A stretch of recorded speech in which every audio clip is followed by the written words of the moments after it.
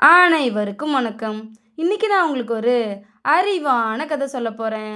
ஒரு கிராமத்தின் வழியா ஒரு நாள் ஒரு முனிவர் போய்க்கிட்டு இருக்கும்போது, ஒரு பெண் அந்த முனிவர்கிட்ட ஓடி வந்து, "என் வீட்டுக்கு பக்கத்துல உடல்நலம் சரியில்லாத குழந்தை ஒண்ணு இருக்கு. அந்த குழந்தைய குணமாக்கி தர முடியுமா?" அப்படின்னு பணிவோட கேட்டாளாம். உடனே அந்த முனிவர் அந்த பெண்ணுக்கிட்ட, "உடல்நலம் சரியில்லாத குழந்தைய அழைச்சிட்டு வாங்க" அப்படின்னு சொன்னாராம். அந்த பெண்ணும் உடல்நலம் சரியில்லாத அந்த குழந்தைய கொண்டு வந்தாளாம். அந்த முனிவரும் அந்த குழந்தைய ஆசீர்வதிப்பது மாதிரி பிரார்த்தனைகளை செஞ்சாராம். எத்தனையோ மருந்துகள் கொடுத்தும் குணமாகாத அந்த குழந்தை, "நீங்க பிரார்த்தனை செய்யறதுனால மட்டும் குணமாகிடுமா என்ன?" அப்படின்னு அந்த கூட்டத்தில் இருந்த ஒரு மனுஷன் கேட்டானா.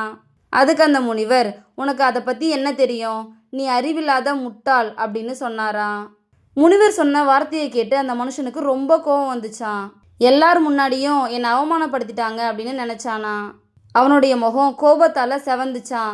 அந்த முனிவரை எப்படியாவது திட்டி அவருடைய மனசை காயப்படுத்தணும் அப்படின்னு அவன் முடிவுக்கு வந்தானா.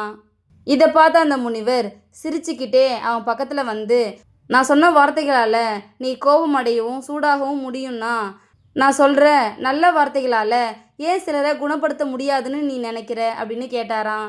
அவர் சொன்னதை கேட்டதுக்கப்புறம் அந்த மனுஷனுக்கு வார்த்தைகளோட வலிமை புரிஞ்சுதான். இதோட இந்த கதை முடிஞ்சிருச்சு.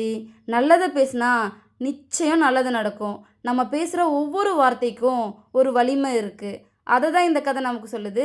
இந்த கதை உங்கள் எல்லாருக்கும் பிடிச்சிருக்கும் நம்புகிறேன். இன்னொரு அழகான கதையில் நாளை மாலை 5 மணிக்கு சந்திப்போம். நன்றி.